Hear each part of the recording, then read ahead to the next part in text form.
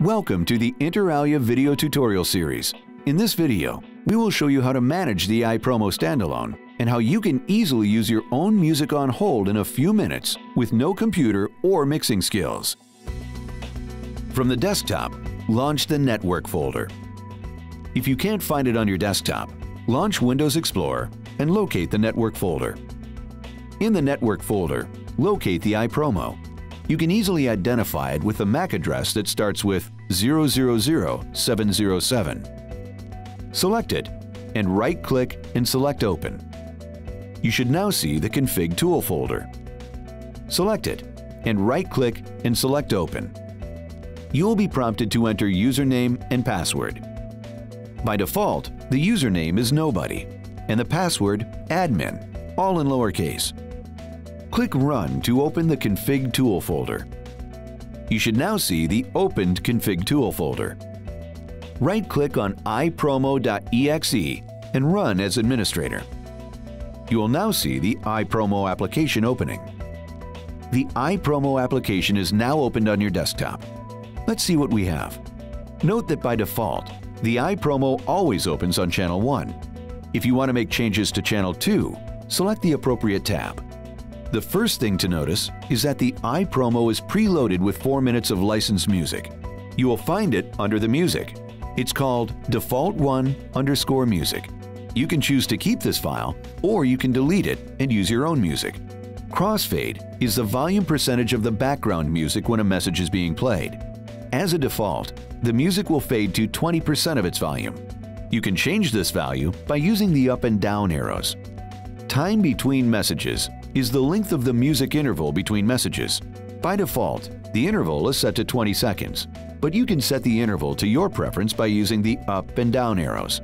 Using the sliders, you can adjust the output volume, bass, and treble of the iProMOH. Now let's look at how to add music files to Channel 1. Go to File, Add, Music. Browse to the folder where your music is stored. From the File Type filter, select All Files. Select the files you wish to import. You can import a single file or multiple files. Now that your files are selected, click Open. The iProMOH will now import and convert these files to the native file format for the iProMOH. You can now see that the files are imported and ready to play on the iProMOH. The file with the darker speaker is the file currently playing. Go to File, Add, Message. Browse to the folder where your messages are stored. From the File Type filter, select All Files. Select the files you wish to import. You can import a single file or multiple files. Now that your files are selected, click Open. The iProMOH will now import and convert these files to the native file format for the iProMOH. You can now see that the files are imported and ready to play on the iProMOH. The file with the darker speaker is the file currently playing. If you have imported your music and message files, set your volume, bass, and treble, and set the interval between messages and the crossfade volume, your iProMOH is ready.